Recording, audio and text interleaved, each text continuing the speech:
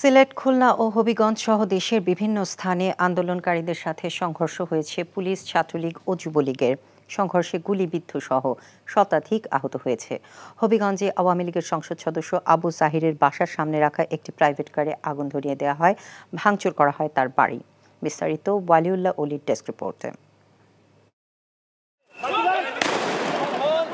Police আন্দোলনকারীদের সংঘর্ষে সিলেট সুনামগঞ্জ সড়ক রণক্ষেত্রে পরিণত হয়।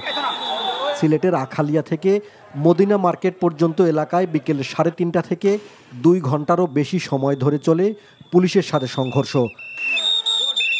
মিছিলকারীদের ছত্রভঙ্গ করতে সাউন্ড গ্রেনেড, টিয়ার শেল নিক্ষেপ করে পুলিশ। সংঘর্ষে পুলিশসহ বেশ কয়েকজন আহত হয়েছে। খুলনা বিশ্ববিদ্যালয়ের প্রধান ফটকের সামনে সমাবেশ শুরু করে আন্দোলনকারীরা।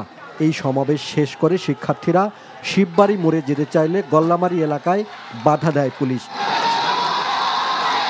এ সময় police tear shell, rubber bullet ও সাউন্ড গ্রেনেড নিক্ষেপ করলে 2 শিক্ষার্থী ও পুলিশসহ অন্তত 10 জন আহত হয়েছে।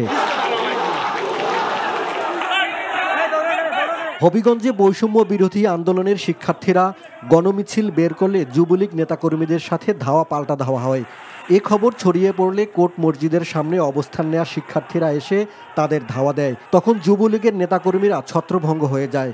পরে বৈষম্য বিরোধী শিক্ষার্থীরা আওয়ামী লীগ কার্যালয় ও জেলা আওয়ামী লীগের সভাপতি, সংসদ সদস্য অ্যাডভোকেট আবু জহিরের বাসার সামনে থাকা কয়েকটি মোটরসাইকেলে অগ্নিসংযোগ করে।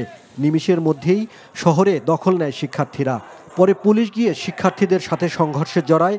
শিক্ষার্থীদের ছত্রভঙ্গ করতে রাবার বুলেট ও কাঁদানে গ্যাস নিক্ষেপ করে পুলিশ।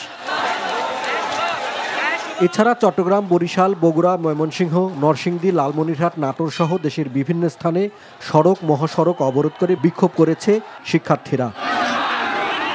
ওয়ালিউল্লাহ অলি, এনটিভি নিউজ ডেস্ক।